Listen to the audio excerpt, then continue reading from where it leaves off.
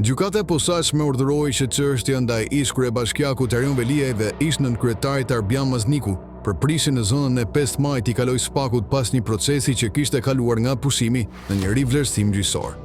Prokuroria pranë gjykatës së shkallës së parë të jurisdiksionit të përgjithshëm Tiranë kishte kërkuar pushimin e çështjes për veprën shpërdorim detyre neni 248 i Kodit Penal, por kjo kërkesë u konstatua si e paflefshme nga gjykata e posaçme, të marrë nga trupa e përbërë nga gjyqtarja Rudina Palloj. Si pasojë aktet janë përcjellë te prokuroria posaçme kundër korrupsionit dhe krimit organizuar, ndërsa palët kanë të drejtë ankimimin brenda 15 ditësh. Rrjedha e ngjarjeve lidhet për shembjen e 170 banesave në 5 Majin, një masë shumë e kontestuar që la pas trehim 222 familje, disa prej tyre me banesa të hipotekuara dhe të tjera në proces legalizimi. Bashkia raporton se në zonë po ngrihen rreth 15 godina të reja, punime për 6 prej tyre janë përfunduar dhe kolauduar, ndërsa 9 të tjera punime po vazhdojnë. Gjithashtu, 2 shorte për shpërndarjen e apartamenteve brenda projektit Tirana Riverside nxorën lista ku emrat e ish banorëve të 5 Majit nuk përfshirësin dhe shumë përfitues vijnë nga njësitë e tjera të dëmtuara nga tërmeti, një zhvillim që ka arritur ndjenjen e padrejtësisë mes të shpërngulurve.